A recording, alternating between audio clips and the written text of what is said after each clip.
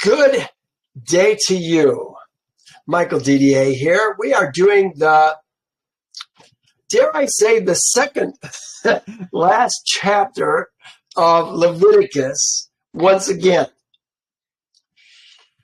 Yeah, that's my skepticism kicking in, my conspiratorial nature that wonders if things have been added to Yehovah's words.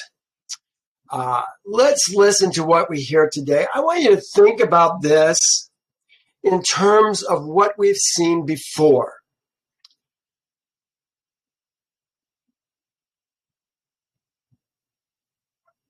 Second last chapter. Let me just talk about that for a second. It starts like all the other chapters, pretty much in Leviticus that started. Now Yehovah spoke to Moses, saying, "Speak to Israel's seed." Almost those are the same words that he uses practically every one, except a couple chapters ago we saw Yehovah spoke to Moses on Mount Sinai. Where that came from, I have no idea. But they added that in there. Couple things. I call this the second last chapter. Look at what the end of the last chapter. Here it is right here on the right. It says, this is the last verse of the last chapter. These are the statutes and judgments and laws which Yehovah made between himself and Israel's seed on Mount Sinai by the hand of Moses. Doesn't that seem like an appropriate verse to end Leviticus? I think it does. But we have the same last verse today at the end of Leviticus. Do I have it here? Yeah, I do. Here, I can just go here. Let's go down a little bit. What's going on here? Oh, I see what's going on. All right. I've got something from my other screen affecting what I'm doing here. Let me just see if I can get it off there. There we go. All right. Yeah. Go down to the bottom here. Look at this. This chapter certified as part of the Sinai covenant. This is I put again. Leviticus 27. It's not 27:3. What is it? Let's just go down here. It says 27:34. These are the commandments which Yehovah commanded Moses for Israel's seed on Mount Sinai. It's almost the exact same verse as 26.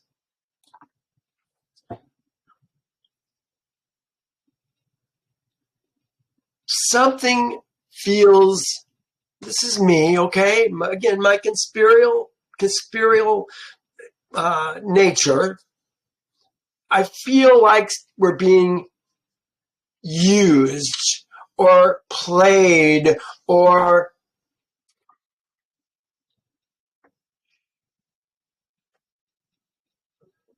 being taken advantage of. Maybe I'm not. Maybe these are Yehovah's words. But just the way it's laid out, and I'll try to point out some of those things as we go, makes me wonder. Let me go back up to the top. This was just a brief outline of giving persons, dedicating animals, dedicating houses, dedicating lands, miscellaneous instructions, and then special instructions. Here's what somebody else said, or maybe this was me that wrote this. The nature of this last chapter has led some to question the appropriateness of its placement in this context. Leviticus 26:46 appears to be the logical end of the book. That's what I just said. The last chapter, the last verse of the last chapter. And that makes this chapter appear somewhat as an afterthought. Yes, I think it does. This is a commentary.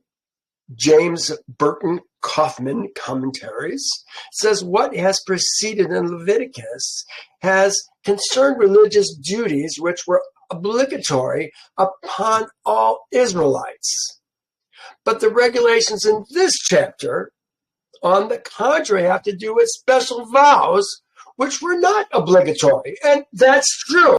You can do this or not do it. He uses a verse. If thou shalt forbear to vow, it shall be no sin to thee. Makes sense. But how it's put together is questionable to me. Except in rare instances, persons who were devoted to Elohim were expected to be redeemed. Oh, I've got let me put this guy outside.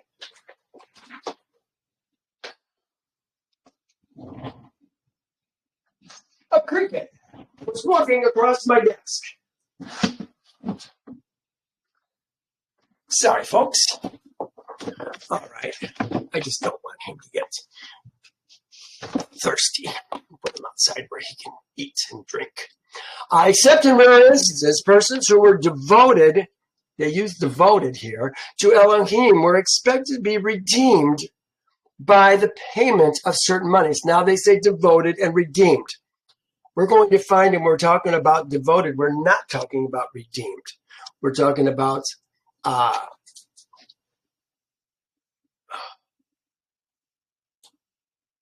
things that are dedicated could be redeemed.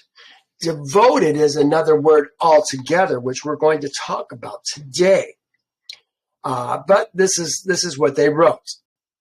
Except in rare instances, I'm reading it again, persons who were devoted to Elohim were expected to be redeemed by the payment of certain money.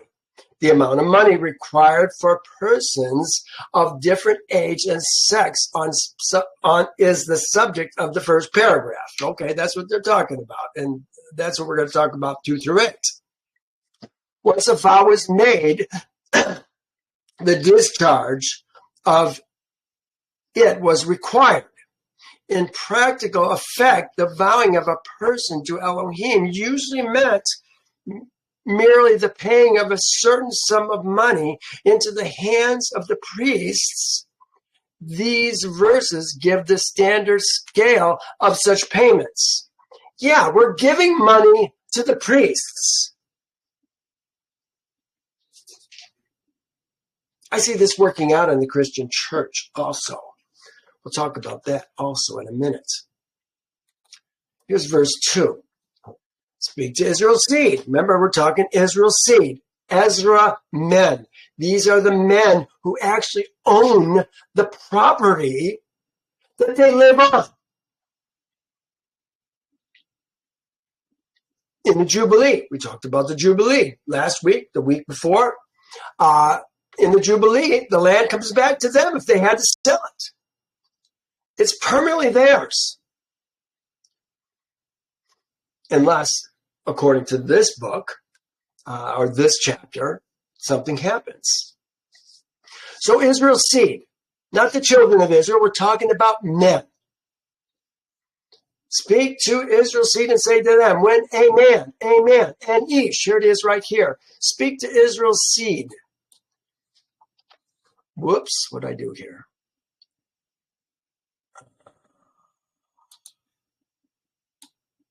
I just went down for some reason. Speak to Israel's seed. I want to get rid of that now. And say to them, when amen, an ish, there it is right there, an ish, we're talking about men, shall vow,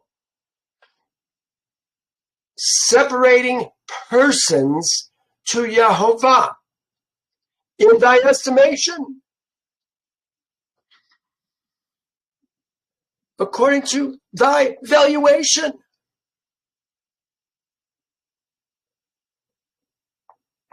These men, we're talking about Ish, we're talking about Israel's seed, the heads of the household, not their women, not their sons or their daughters, not their maidservants and menservants, not the ger who dwells with them. We're talking to Israel's seed. They're making a vow. They're dedicating, separating. Here's a word that they use for separating is this word here, palau, persons, nefesh, thoughts and emotions, souls, is another way that that's often translated, to Yehovah. It says, in thy estimation, you're going to pick up the sentence in the next verse, who's thy? Who's thy? Doesn't it seem strange to you that Yehovah speaking to Moses, saying speak to Israel's seed, and now he's talking about according to thy evaluations, you would tend to think that thy is the man. But the thy isn't the man, the thy is the priest, which is why I made it yellow for each priest individually, not all the priests, the one that's doing the evaluation. And then the blue, the light blue, tells us that he's a representative of Yehovah. That's my color code. It says, if, well, here, let me see if what else I have here. I put, this is Palau, which he says, he shall separate or distinguish. It seems to me that there is a, where is it here? No, I'm not going to say it there. Make a vow. He's making a vow. Remember, we're going to talk about vows. You wouldn't remember. We haven't talked about it yet. Numbers 30, we're going to talk about vows, the very last chapter of Numbers. Next week, we're starting Numbers, in fact. Very exciting. In thy estimation is the word that they're using here, arak. But who's the thy? Since this is a gift coming from the man, when numbered among Yehovah's son, Israel, Israel's seed, it seems in the context of Yehovah and the recipients of the gift that the thy is the priest, Yehovah's representative. And that's who we're talking about. The thy is the priest. But in a sense, according to thy valuation, it's a hanging pronoun. They haven't even talked about the priests in this portion yet. Here it is, all of a sudden coming up. That's suspicious to me. I put, this sounds like a man is giving a son, a daughter, a servant to Yehovah. These people would become servants of the priests, their property. But, and I say but, it appears that this property was usually redeemed immediately. I put, is this where the Christian idea of child dedication comes from? I got a hunch that it is. Now, I know when I was going to the Christian church and I had my boys and my daughter, we dedicated them to the Lord. Whoever that was, we didn't know. We thought we knew. But no, we're finding out. You know, I wear a t-shirt. I'm not wearing it today. It says Yehovah, uses Yod He Vav He, is my salvation. And it's kind of a teaching tool that I use when I'm selling my kettle corn. People talk. I'll say, God bless you. I say, no, let's make it more specific. Yehovah bless you. And then I might even talk about what Yehovah says. It's on my shirt. And it gives me a chance to say, wherever it says capital L, capital O, capital R, capital D, it covers up a name. What's the name it covers up? Yehovah, this name right here. And so it gives me a chance to witness and to put a seed in people's minds for the next time they read their Bible.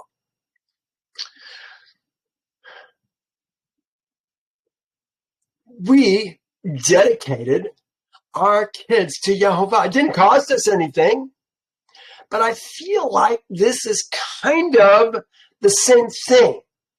Only now it costs, some would say dearly, to do this.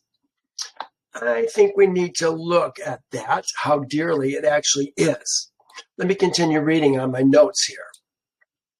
Zeal for the service of Elohim disposed the Israelites on some occasions to dedicate themselves or their children to the service of Yehovah in his house for life.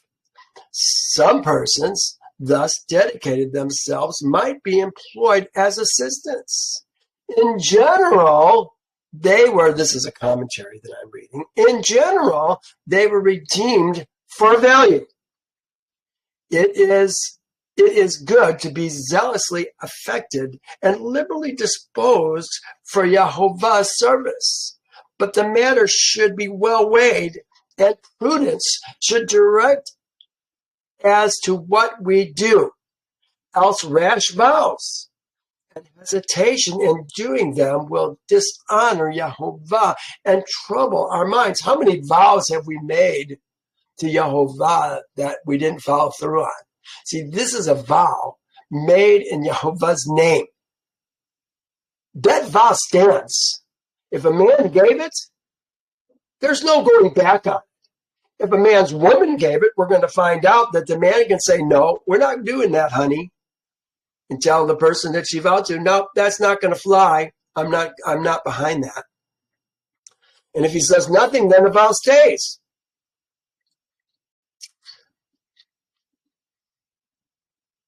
So he's saying, check your vows. Make sure you want to do this. Is this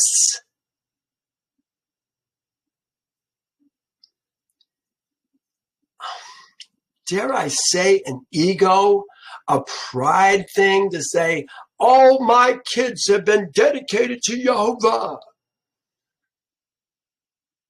Maybe. Who benefits? The priests are certainly going to benefit. Not sure that dedicating your son, your firstborn, obviously we're going to talk about the firstborn here, but the rest of the children, the servants, does it make them better servants? Does it make them better children? Some would argue, yeah, Yehovah can use that. All right, maybe that's the case. Let me continue reading. Then she made a vow. This is talking about Samuel. I think this is talking about Samuel. Yeah, Samuel. Then she made a vow and said, O Yehovah of hosts, if you indeed look on the affliction of your maidservant, this is talking about Hannah, and remember me, and not forget your maidservant, but will give your maidservant a male child, I will give him to Yehovah all the days of his life. Hear that? I will give him to Yehovah all the days of his life, and no razor shall come upon his head. Oh, was this Samuel or was this... For some reason, I was thinking this was Samuel, but that sounds a little bit like... I forget the name of the gentleman that... It's Samuel. This is Samuel. I'm thinking about the man that Delilah got his hair cut on. But I think this is Samuel we're talking about. Hannah was Samuel's mother, as I recall. Samson. Yeah, Samson. Thank you. I appreciate that, V. Appreciate that. Then they rose early in the morning and worshiped before Yehovah.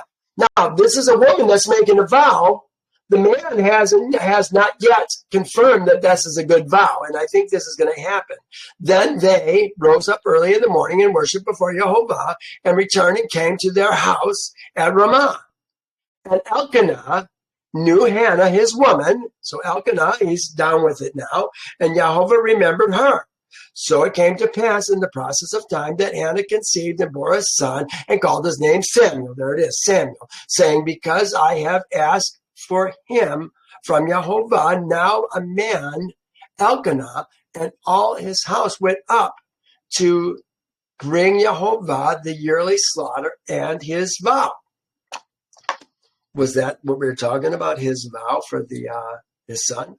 But Hannah did not go, for she said to her husband, not until the child is weaned, then I will take him, that he may appear before Yehovah and remain there forever. We're going to talk about this very thing. This child is being devoted, is the word that we're going to use today, to Yehovah. It goes on. No, this is the vow. This is the vow now. We're going to talk about this in Numbers 30. This happens to be a portion of Numbers 30. Then Moses spoke to the heads of the tribes concerning Israel's seed, saying, this is a thing which Yehovah has commanded. If a man makes a vow to Yehovah or swears an oath to bind himself for some agreement, he shall not break his word. He shall do according to all that proceeds out of his mouth. Guard your words, especially if you're speaking in Yehovah's name. Let's go to the next verse. It says, if your valuation is a male, thy, we're talking about the priest, if thy valuation is for a male 20 years old to 60 years old, then thy valuation shall be 50 shekels of silver, according to the shekel of the sanctuary. So for a male, if you're going to do a dedication of this person, to redeem this person is going to be 50 shekels if he's between 20 and 60 years old. Servant, son, whomever. I suppose it could be yourself, I suppose even. If a female, well here, what do I have here? Let me just read my note here. There is no discrimination as to rank, which was what I was just saying. Man, son, servant, ger, as to rank or wealth. The redemption of the high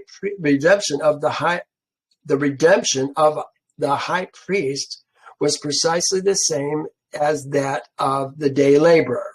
So it didn't matter. The closest to God, the furthest from God. The richest, the poorest.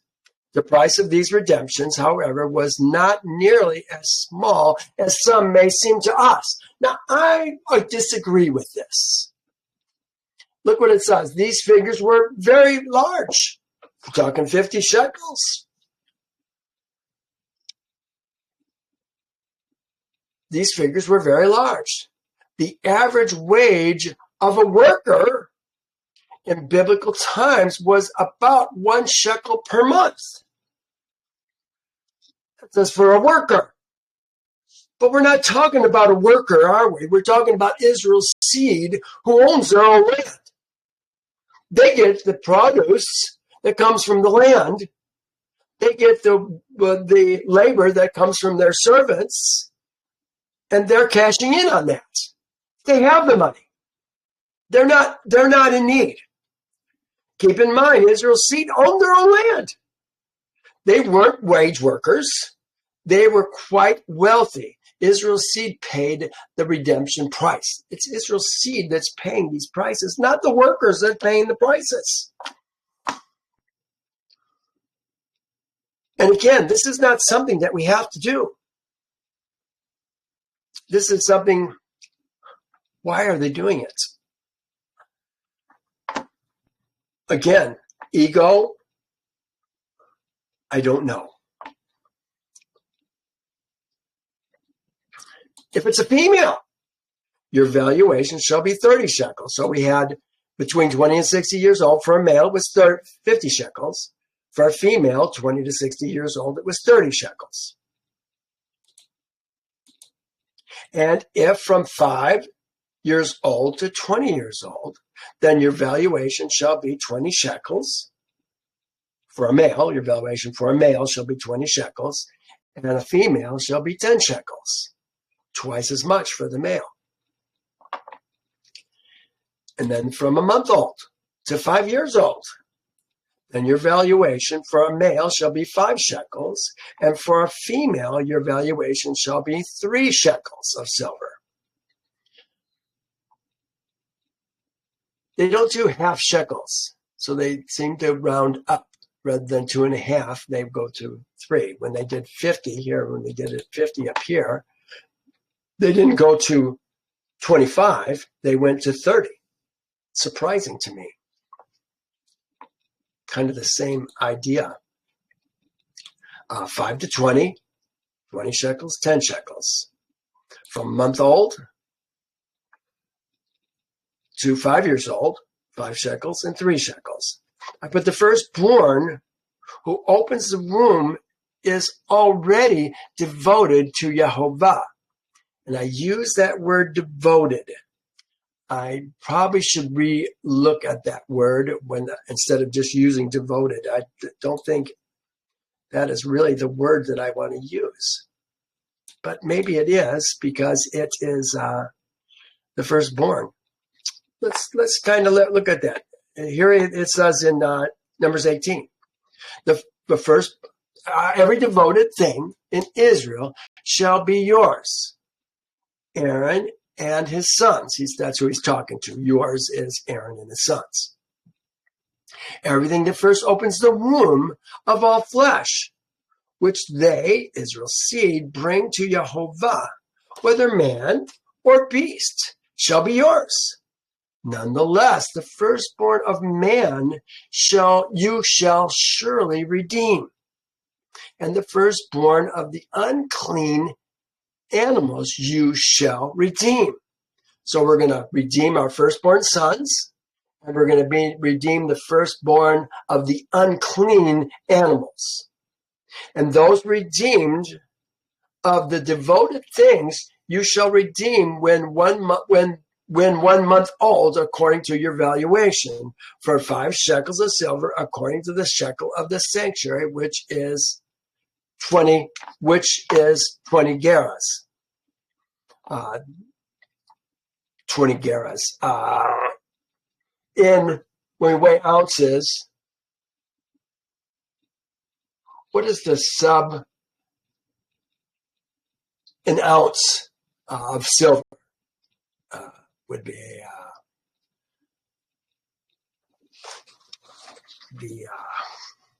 here. Let me pull this up for just a moment. The troy ounce. Yeah, the troy ounce. And is made up of 31 points, such and such, something. I forget what it's called. In this case, we're talking about gerahs. A certain amount of gerahs, 20, how many shekels according to the shekel of, which is 20 gerahs. 20 gerahs is equal to 1 shekel.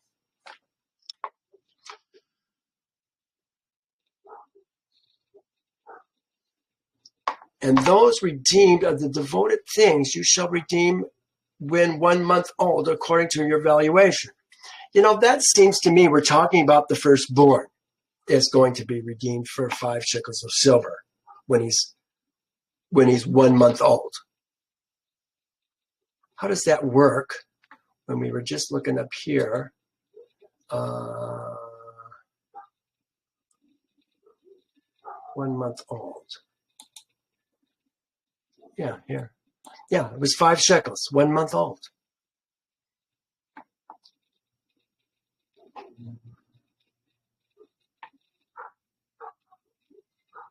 Firstborn of man you shall redeem. Does that mean that the firstborn of unclean animals is going to be redeemed for 5 shekels of silver also? I don't know about that. It seems like Yehovah has some other ideas involved in that. Let's watch that as we go through here. And if from 60 years old and above, that's me. If it's a male, then your valuation shall be 15 shekels. And for a female, 10 shekels. Go down in value quite a lot as you get older, I guess. Huh?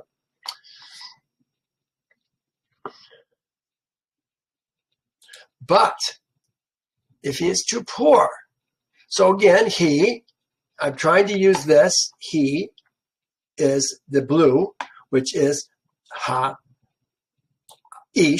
that we are talking about up here, which is also Israel's seed. I probably could put that in blue also, just so that we have kind of a continuity here. But if he is too poor to pay your valuation, if he's too poor to pay your valuation, why is he doing it to begin with?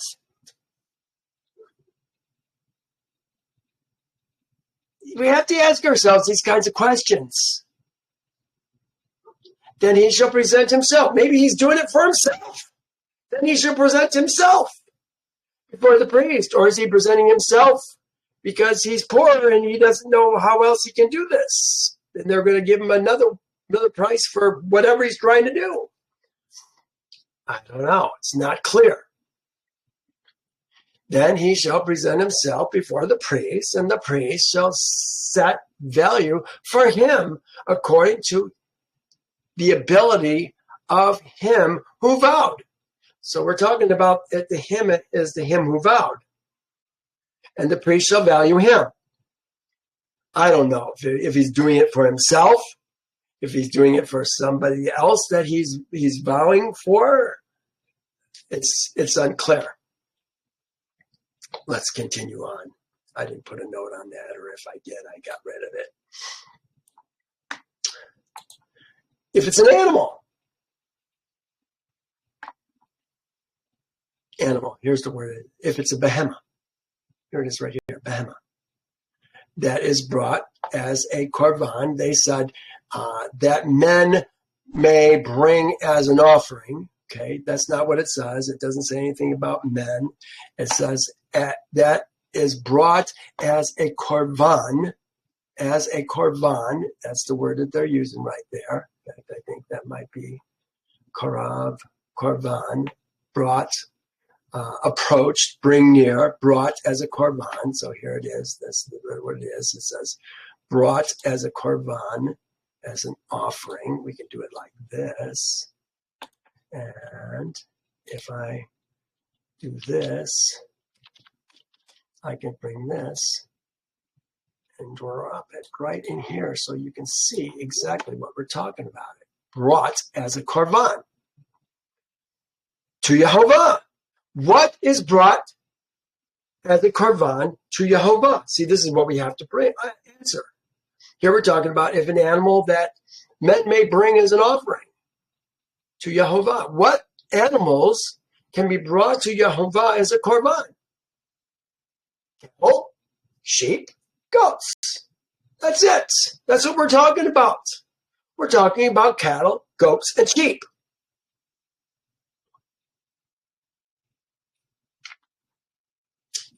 He goes on. To Yehovah, everything given to Yehovah becomes holy. This is going to be theirs permanently. It never becomes unholy. Here, this is 18 of Numbers. Everything that first that opens the womb, they say first opens the womb. It's not there. Everything that opens the womb of all flesh, that is the male. If a female is born, that doesn't open the womb. It's a male that is born that opens the womb of all flesh, which they bring to Yehovah, cattle, goat, sheep, whether man or beast, shall be yours, the priests. Nevertheless, the firstborn of man you shall surely redeem. The firstborn of an unclean animal you shall redeem. So if it's a clean animal, they keep it. If it's an unclean animal, it's going to be redeemed. Actually, Yehovah at one point, I remember, said you can substitute a sheep, I think, for a, maybe it's going to have it here. Let me just keep reading. Yeah, we'll see. This is Numbers. Oh yeah, next verse. It just keeps going. And payment is to be made for these when they are 1 month old, at the value fixed by you, a price of 5 shekels by the scale of the holy place, scale of the sanctuary, shekel of the sanctuary, that is 20 gerahs to the shekel. But the firstborn of a cow, the firstborn of a sheep, or the firstborn of a goat, you shall not redeem. They are holy. You shall sprinkle their blood on the altar. They're going to be killed right there. And burn their fat as an offering made by fire for a sweet aroma to Yehovah. And their flesh shall be yours. So the priests are going to get the flesh of these animals. They're the firstborn. They belong to the priests. And their flesh shall be yours, just as the wave breast and the right thigh are yours. Yeah, they're going to get the whole animal instead of just the breast or the thigh that they get in a shalamim. All the heave offerings, all the gifts, think of heave offerings as gifts. All the gifts of the holy things which Israel's seed offers to Yehovah, I have given to you and your sons and daughters, and you with you as an ordinance forever. It is a covenant of salt forever. I have to look up, find out what that means before Yehovah, with you and your descendants with you.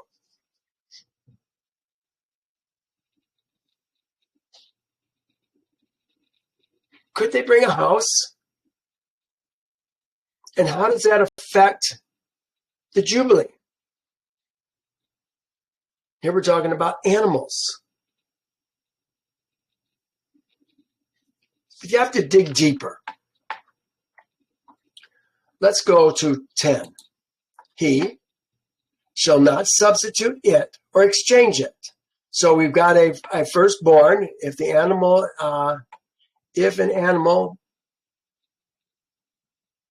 what did it say? With an animal that is brought as a korban, everything given to Yehovah becomes holy. He shall not substitute or exchange it. Good for bad or bad for good. Are we talking about the firstborn still? Maybe we are still talking about the firstborn. And if he is at all exchanged,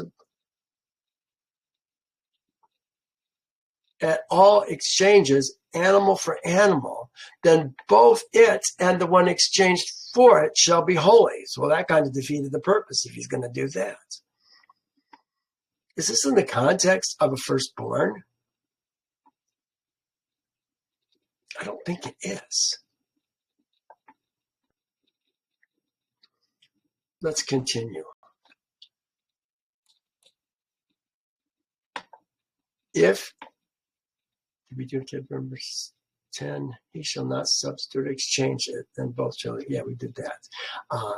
If it is an unclean animal, which they do not offer as a korban, bring as a korban. Korban means to draw near, which they use to draw near to Yehovah. Then he shall present the animal before the priests. This is for an unclean animal. And the priest shall set a value for it, whether good or bad, as you, the priest, value it. So it shall be.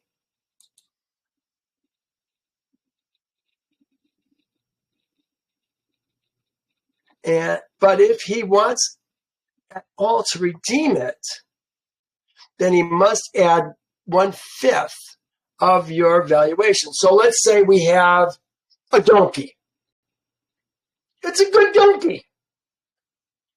Looks strong. Had a good mother.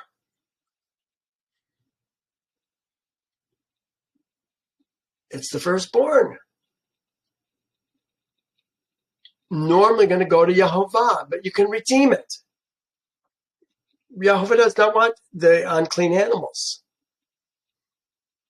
It says if he wants to redeem it, he must add 1/5 to your valuation. So if they say it's worth 5 shekels, so we're going to add 1/5. That means we're going to pay 6 shekels, another 20% for the animal.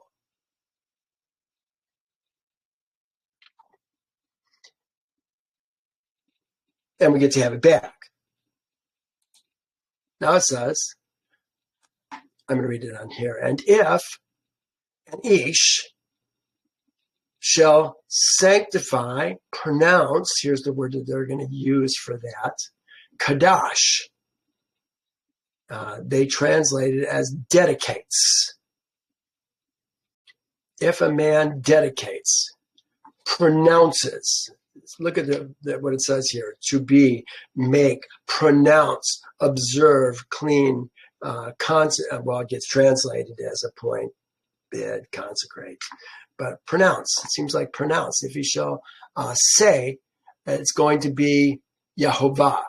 If a man shall pronounce his house to be holy unto Yehovah. So now we're talking about a house.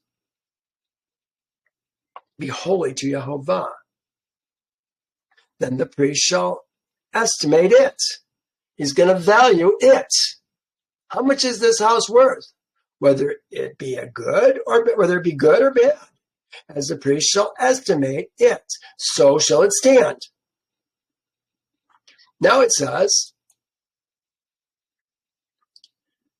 if he who dedicated it, that's not what it says. It says, if the consecrator,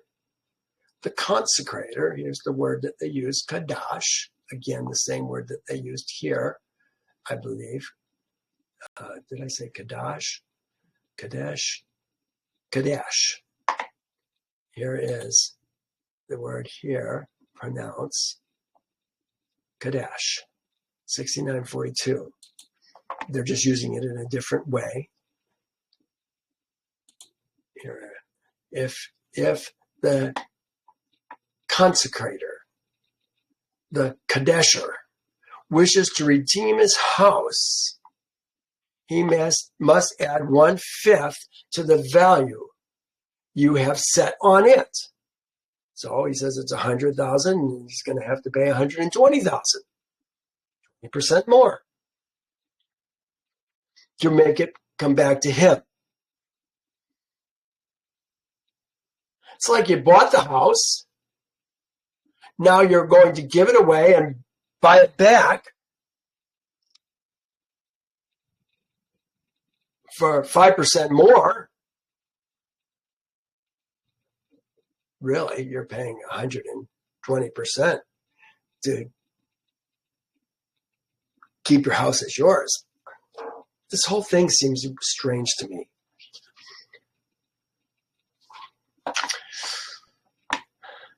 If the consecrator, the pronouncer, wishes to redeem his house, he must add 1/5 of value you have set on it, and it will revert to him.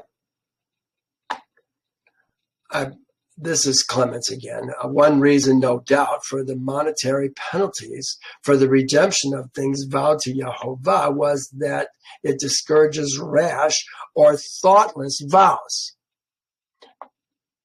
Clements comments on this. Does it discourage rash or thoughtless vows? Yeah, I guess. Seems like only the very rich would do something like this, doesn't it? These laws highlighted the need for caution and seriousness in making vows and promises to Elohim. Rash promises may afterwards be regretted, and Israel's law did not permit a man who had made a hasty promise to forget it and do nothing about it. No, your vow stands.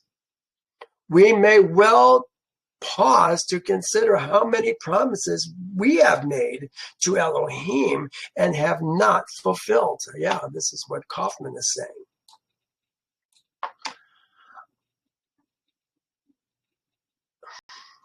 Wenham was probably correct in supposing that the houses referred to in these verses were townhouses. Yeah, I wonder if they were. Like, remember we were talking about a house within a walled city when we were talking about the Jubilee, how that could be sold and you could buy it back within a year. If you didn't buy it within a year, then it remained in the holder of the one who bought it, and those kinds of things. Were townhouses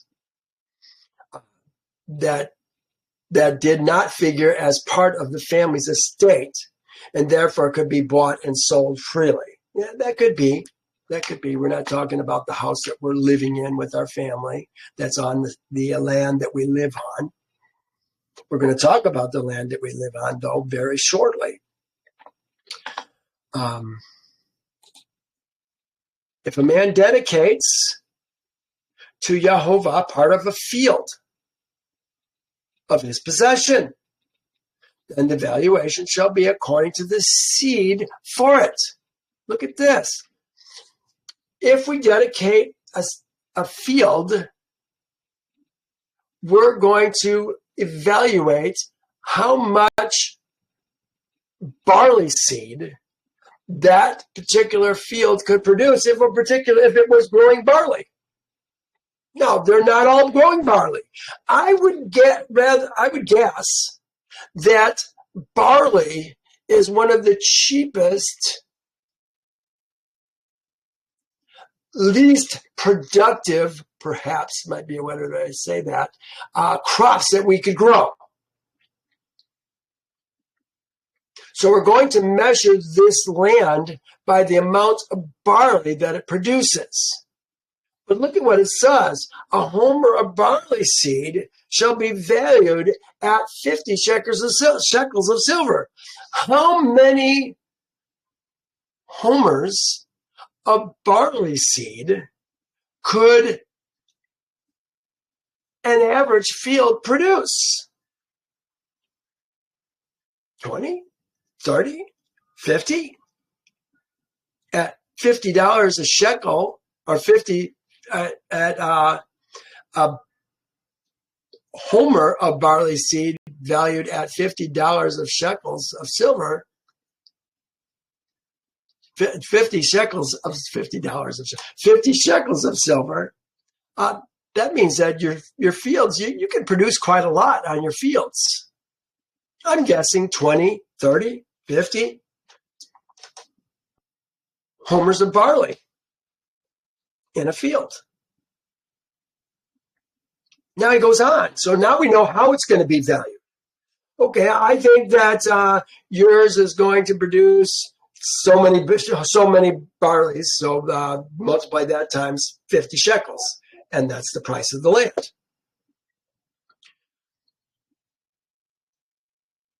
This is 25:13 through 16.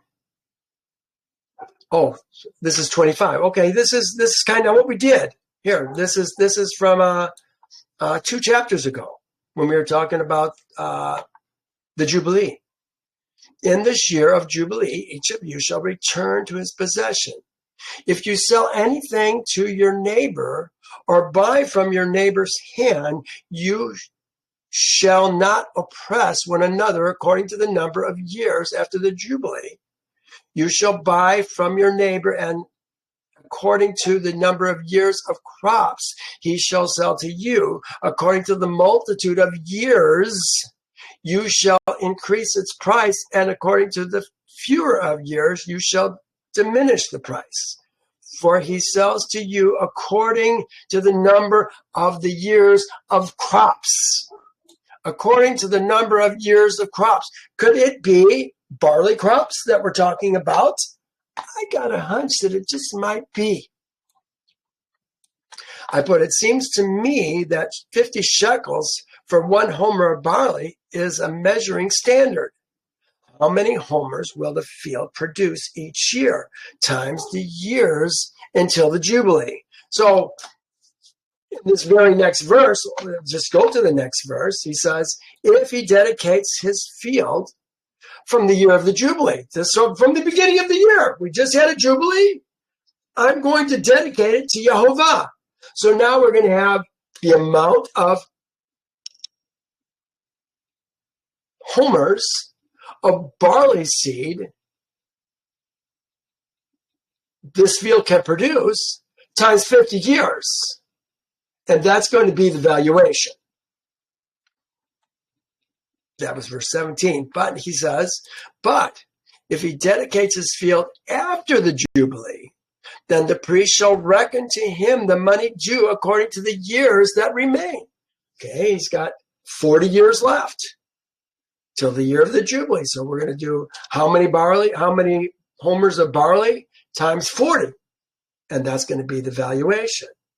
Now, he says, and if he dedicates the field, and if he, this is strange to me, and if he who dedicates, so let's look at this, he who's pronounced sanctified, this is the same word, Kadash, pronounced, he who called it holy, if he who pronounced the field ever wishes to redeem it, then he must add 1/5 of the money to your valuation to it, of your valuation to it, and it shall belong to him, so he can get it back.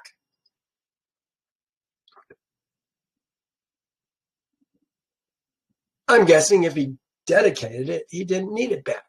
But so that means the priests are going to hire somebody to run that property for them? Maybe.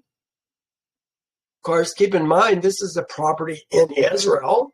If it's the son of Dan that dedicated it, that means it's Dan, the tribe of Dan, that's got the field in it. And now here we have a priest, in a sense, owning a piece of property in the tribe of Dan. Doesn't quite seem like it fits to me. I'll talk about that in a moment.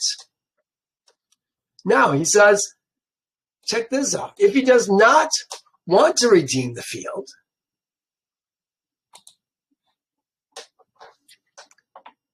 if he will not redeem the field, or if the field has been sold to another man, another ish, it shall not be redeemed anymore. Does that mean, here, I wrote it, does this mean that the priest need only sell the field to another man before the Jubilee in order to keep the field perpetually? Does that make sense? If a man dedicates a field, dedicates to Yehovah a field which he has bought.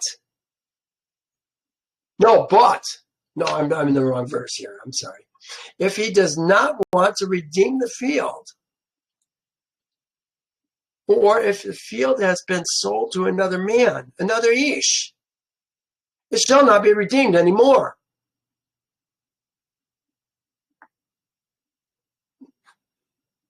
Look at this verse here.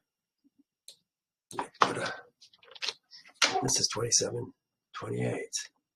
Oh, I guess it's coming up. Nevertheless, no devoted thing that a man may devote. Well, this is devoted.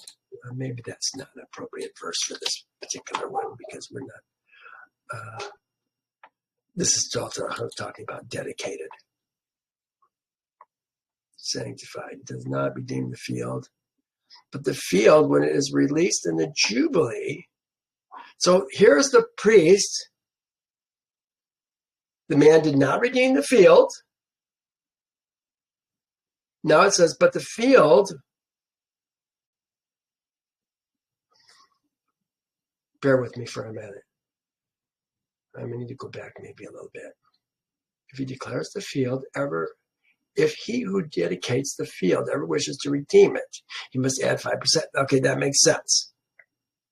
But if he does not redeem the field,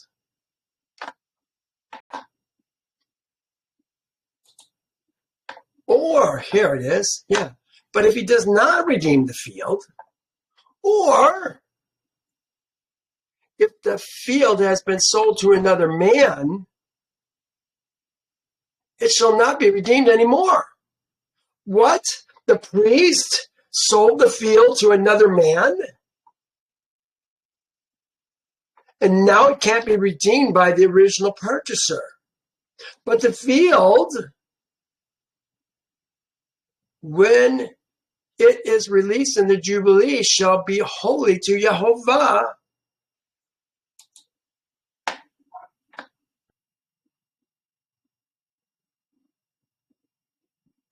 Be holy to Yehovah as a devoted field. It shall be the possession of the priest. What? So now, a man from Dan dedicated his field to the priest. The priest sold it to another man. And now at the Jubilee, it doesn't go back to the man.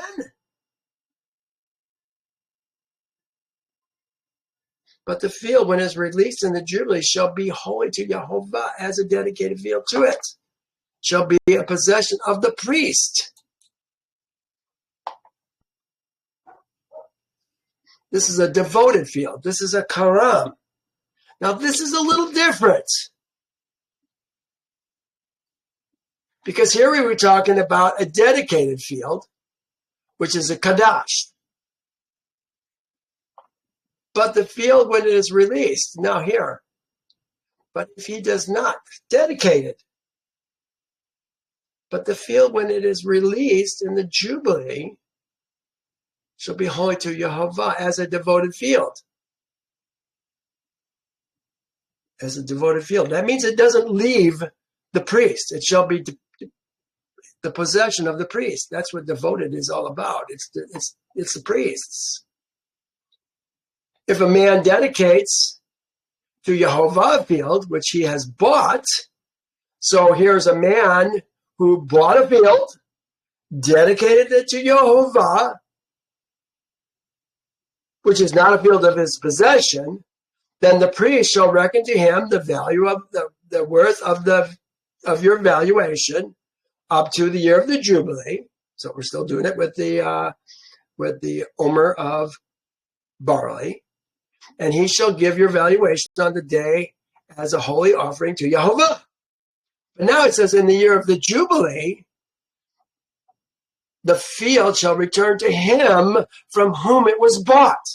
So the man from whom it was bought sold the field to another man. That man gave it to the priests. But now in the end of the year of the Jubilee, it's going to come back to the man. See, that's what I think should happen to something like this.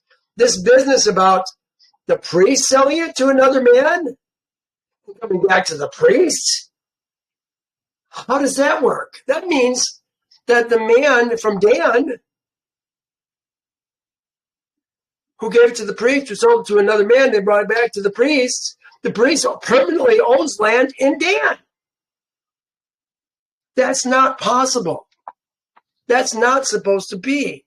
That's Dan's land. That's not the priest's land.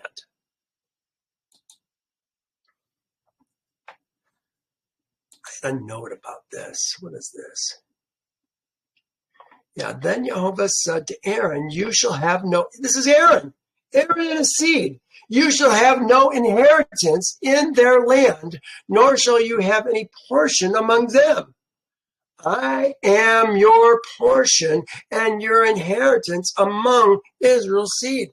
No, they're not supposed to have any land in Dan. Something's wrong with this verse.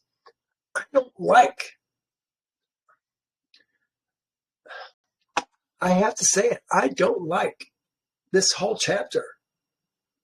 I feel like it's been added for nefarious reasons of greed. That's my feeling. I've been studying the word for 25 years. And I know my Father, and I know his ways. And I don't see a place where you're going to give a field and not get it back in the year of the Jubilee. Priests owning land in the land of Dan. in the land of Issachar, in the land of Judah. It does say this, however, every devoted thing of Israel shall be yours. But I don't think we're talking about land. I'm not even sure we're talking about houses, depending on what houses they are. Maybe the houses in the city. They don't come back to us necessarily. But they're not part of a property per se. They're kind of additional houses.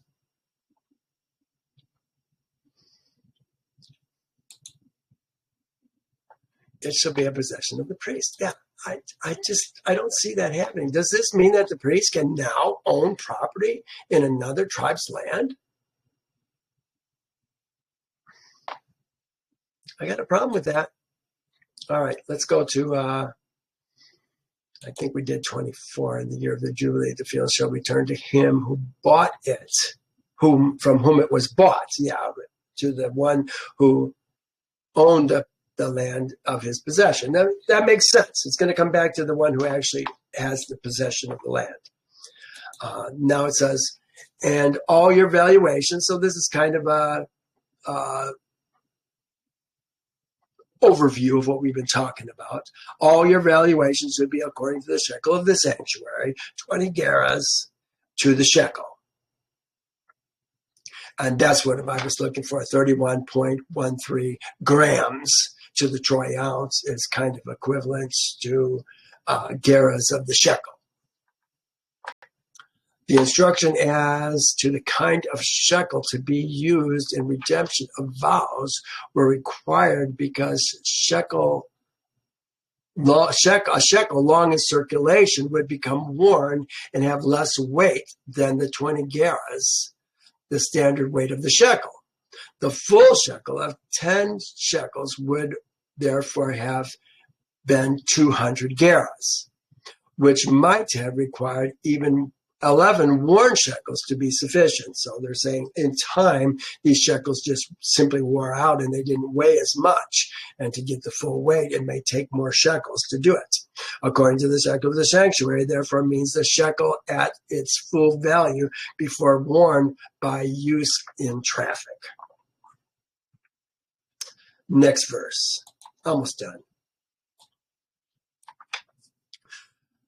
Now we're going to talk about the firstborn of animals. But the firstborn of animals, which shall be Yehovah's firstborn, no man shall dedicate.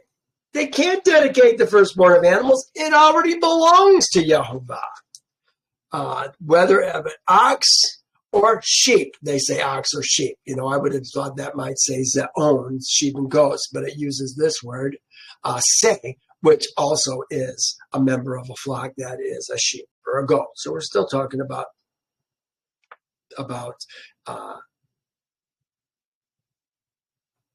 ox, sheep, goats. It is Yehovah's. These already belong to Yehovah. Here, we wrote this in 14. Every devoted thing in Israel shall be yours, Aaron and his sons.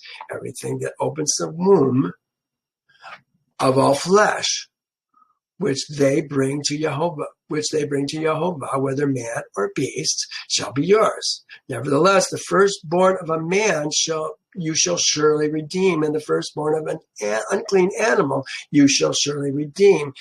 And payment is to be made for those when they are 1 month old at a value fixed by you, a price of 5 shekels by the shekel of the holy place.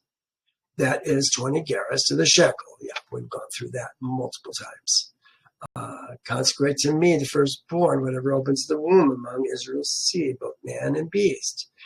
And that you shall set apart to Yehovah all that opens the womb.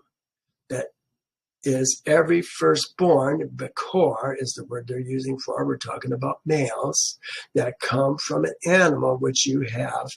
The males, there it is right there, shall be Yehovah's. But every firstborn of the donkey you shall redeem with a lamb. So there it is. There's an unclean animal that we're going to redeem with a lamb. But here they were talking about doing it with a price. It's contrary to what it says in Exodus 13. I don't like that. And if you shall not redeem it, you shall break its neck. And the firstborn of a man from among your sons you shall redeem. So you see, there's some contradictions here that I don't like. Likewise, you shall do with your ox and your sheep, probably the same word, say. It shall be with its mother 7 days, and on the 8th day you shall give it to me. All right, 27. If the unclean animal, if it is an unclean animal, then he shall redeem it according to the valuation. We just read, you can substitute it for a sheep. Now it's saying he can redeem it according to your valuation and add 20% to it, 1/5 to it, 20%. Or if not redeemed, it shall be sold according to your valuation. Which means the priest is going to take it, and the priest is going to sell it according to their valuation. That's not what we read in Exodus. Nevertheless, well, here, what does this say? Yeah, I put it again just so we are clear. But every firstborn of a donkey you shall redeem with a lamb. If you will not redeem it, then you shall break his neck. That's completely different. If it is unclean, you shall redeem it according to your valuation, and you add 1/5 to it. Or if not redeemed, then he shall. That's not right. Nevertheless, nothing devoted. So now we're going to something devoted. We really haven't talked about devoted. We've been talking about this word dedicated. This word devoted is this word right here, karam. This is something that is it can't be redeemed. It's not going to be redeemed. Nevertheless, no devoted, no karam, here I got it here, nothing devoted, karam, of all that a man and ish shall devote. This is the noun, this is the verb, karam, karim, to Yehovah of all he has from Adam and beast and field. Adam, they probably use Adam because they're talking about man or woman, servant, a man, or beast, behema, or field of his possessions we're talking about none, nevertheless, nothing devoted that a man may devote from a man, male, female, beast, behema, field, of his possession shall be redeemed. Can't redeem things that are devoted. Every devoted thing, there's the word again, karim, is most holy. Kodesh, Kodeshim to Yehovah. Now look what it says in this next verse. And I think, wow, I can't believe this is going on like this. Look what it says. No person, here, look at how this is translated. They put no person under the ban. No person under the ban. We're talking about something devoted. Who has become doomed to destruction among men shall be redeemed. Oh my God. It says, but shall surely be put to death. Oh my gosh. Here's what it actually says. Every devoted thing This is a no. It says every devoted thing, which is devoted from the man. The man, I think this is the ish, cannot be redeemed. Devoted things can't be redeemed. Then it says, dying, die. Moot. There it is. Moot. Dying, it shall die. Now, almost everyone says it shall surely be put to death. A devoted person? We're talking about a person. They use ban instead of devoted. Of all crazy things. Almost every translation, in fact, maybe all of the translations that I saw, says it surely should put to death. Surely should be put to death. I don't think that's what we're talking about at all, folks. It's what we're talking about is it's going to be, but it is given and kept until death. It is devoted to Yehovah. That's what we're talking about. Samuel is a great example. He was devoted to Yehovah. He became, in a sense, the priest's son. And he was in that position of being Yehovah's his entire life. He wasn't put to death. But that's how they translated this moot, because that's how often, most often, moot is translated in the scriptures. He shall surely be put to death. But that's not what it says. That makes no sense that it's going to be put to death. Who are we going to put to death? A person under the ban? Every devote, we're banned. I mean, this, I could see they get banned. Here, doomed, you can see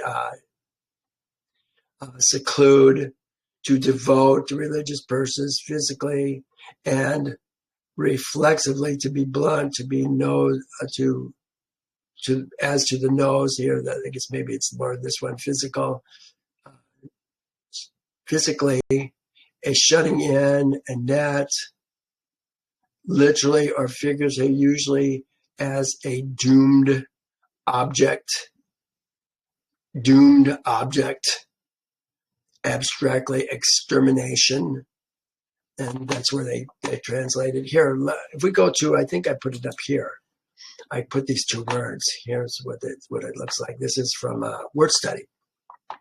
Here's the first word is the Quran, a verb. Well, let's do the noun first. Karim, a masculine noun meaning devoted thing, devoted to destruction, devotion, things under the ban, cursed. See, it's used multiple ways. The basic meaning of the word to be set aside or be devoted is qualified in several ways. Things including persons which are set aside, devoted for a special function or an area of service as a declaration of Elohim or his servants. Can you see where Samuel was a devoted man, devoted by his father and his mother to Yehovah, and he became, he was taken care of by Eli, the high priest. Here's the verb, a verb meaning to destroy, doom, devote. So how come in the first part of this verse they talk about devote? In the very next part, we're talking about doomed, banned, destruction.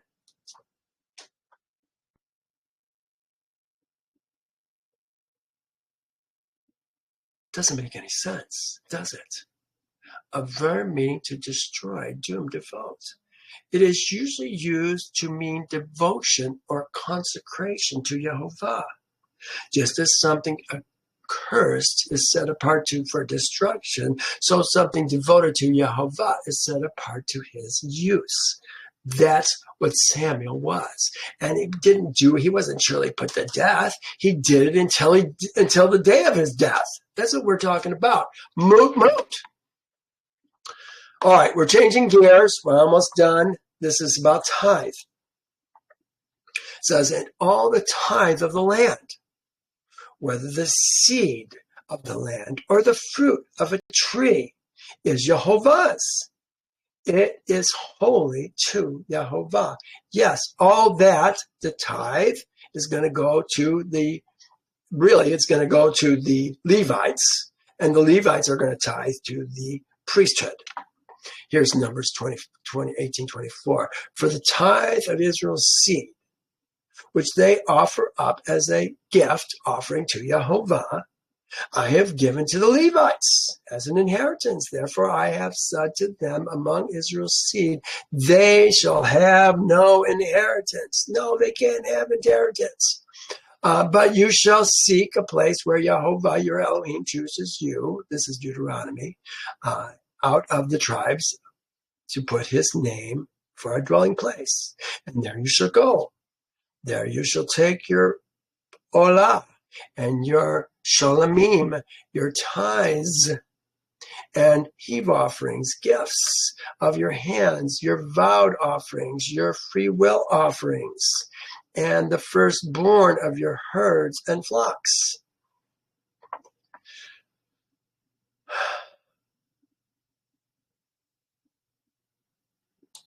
If a man wants to redeem his tithes, he shall add 1/5 to it.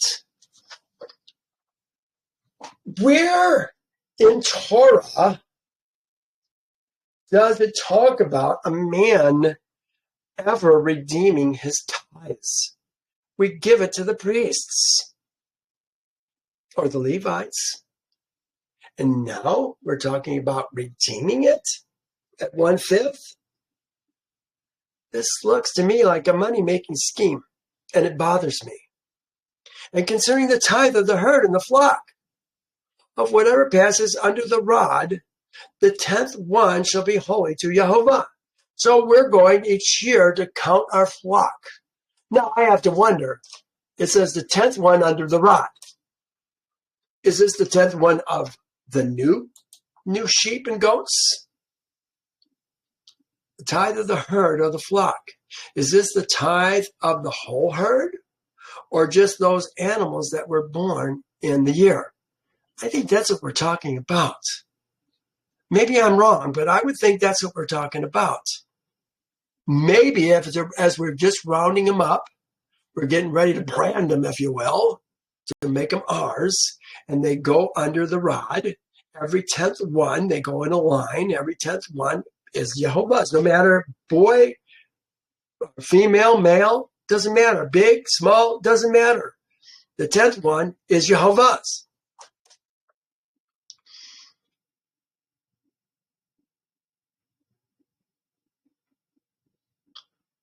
33.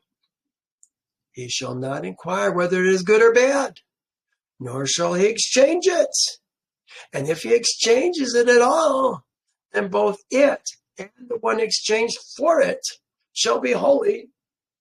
It shall not be redeemed. So if you have one that you don't like and you're going to give something else for it, you don't get the one that you don't get either of them. The priest gets them both. Last one. Now, here it is again. These are the commandments which Yehovah commanded Moses for Israel's seed on Mount Sinai.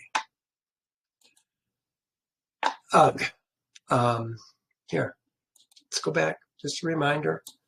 26. These are the statutes and judgments and laws which Yehovah made between himself and Israel's seed on Mount Sinai by the hand of Moses. Suspicious. It's suspicious to me. That's why I call this the second last chapter of Leviticus. Well, thank you for bearing with me. I do have some challenges with this. We're going to do Numbers next week. There's some really interesting things in Numbers. I hope that you're going to enjoy all the things that we're going to learn in Numbers. I really like Numbers. All right. Well, we're going to stop here, and we'll see you next time. You guys, thank you so much for joining me, and have a great week.